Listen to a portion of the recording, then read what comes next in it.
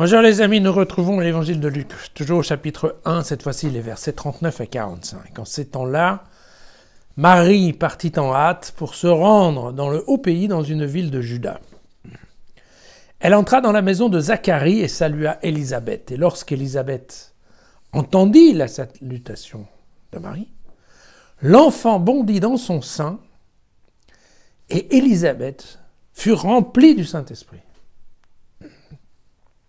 Elle poussa un grand cri et dit « Tu es bénie plus que toutes les femmes. Béni aussi est le fruit de ton sein. Comment m'est-il donné que vienne à moi la mère de mon Seigneur ?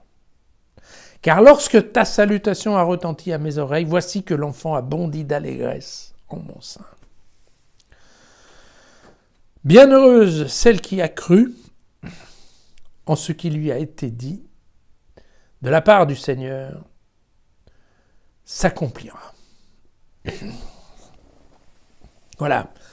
Vous voyez, c'est un tout petit passage qui est amusant. Bon, c'est ce que j'appelle la première rencontre des deux cousins. Hein. C'est une prise de connaissance un peu in utero. C'est assez rigolo. Je ne sais pas comment Luc a été inventé un truc comme ça, mais bon, c'est amusant. C'est amusant.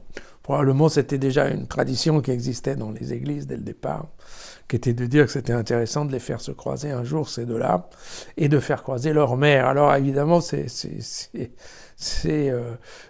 amusant parce que on se voit bien, hein, ces deux femmes en fait que tout oppose. Hein, globalement, il y a une vieille stérile qui n'attendait plus d'enfants et une jeune vierge qui n'en attendait pas encore. Donc, et toutes les deux, en fait, voilà.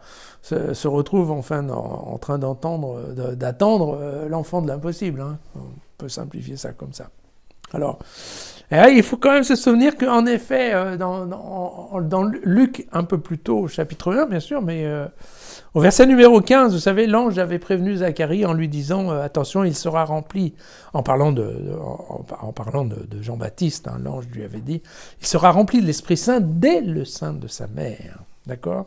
Et donc, vous voyez, en fait, ici on retrouve ça, et c'est assez amusant parce qu'on voit presque une rupture hein, de placenta, parce qu'elle poussa un grand cri, voilà.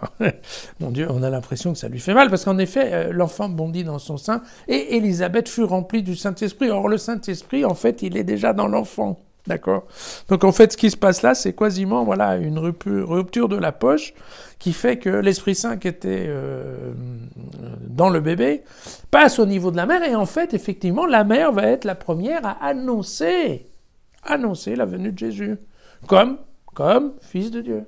D'accord ? On peut voir que c'est quasiment Jean qui parle par la bouche de sa mère. C'est quand même un peu amusant, pour ne pas dire que c'est un peu fort. Et alors, Luc nous mettra que l'enfant bondit d'allégresse. Vous avez remarqué, c'est la fameuse histoire que dans les évangiles de Luc, on parle souvent de la joie. On appelle ça l'évangile de la joie. Donc, dès qu'on peut, on a un petit coup sur la joie dans son texte, et vous voyez, et bien entendu, elle est là.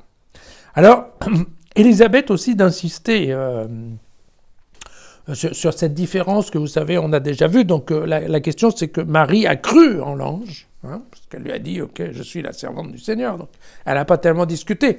Elle a posé la question de savoir comment ça allait se passer, certes. Mais elle n'a pas mis en cause que ça allait se passer, d'accord ? Contrairement à Zacharie qui lui a dit « Écoute, tu vas me dire comment, tu m'enverras un signe, hein, parce que avant que j'y croie, moi je suis vieux, elle est vieille, jamais ça va marcher ce truc-là. » Voilà.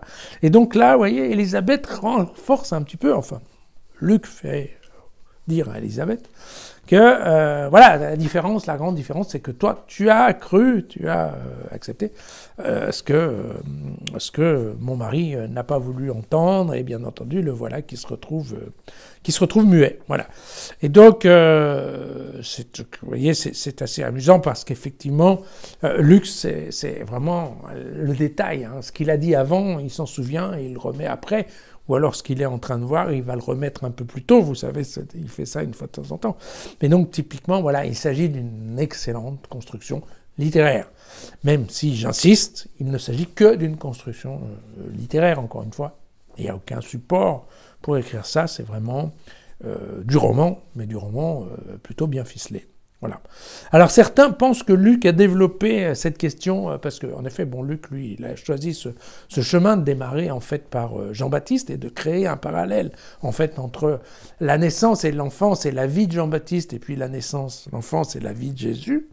Et donc, qu'en fait, Luc aurait aimé faire un peu genre une compétition pour essayer de démontrer la différence et essayer de montrer à quel point il y a une différence en fait entre Jésus et Jean-Baptiste. Et donc, le premier point de la différence serait en effet cette différence d'acceptation du père de Zacharie ou de la mère, dans ce cas-là, Marie. Donc voilà, alors c'est un petit peu difficile quand on découpe un petit peu l'évangile comme ça, mais prenez le temps, si vous l'avez, prenez le temps de retrouver les textes dans jésusfacile.com, c'est mieux bien sûr, mais vous pouvez aller les voir autre part, et d'essayer de bien relire d'un côté l'approche de Luc et de l'autre côté l'approche de Matthieu, parce que ce sont deux approches qui sont quelque part complémentaires. En tout cas, c'est un petit peu difficile comment je dirais, je vais pas dire de gober l'histoire, mais en tout cas, on ne peut pas croire un seul son de cloche, quoi. C'est ça ce que je veux vous dire. Donc il faut, voilà, c'est amusant d'avoir en tout cas deux histoires différentes, encore une fois, pour des faits dont on est, heureusement ou malheureusement, pas du tout certain de la réalité. Voilà, à demain.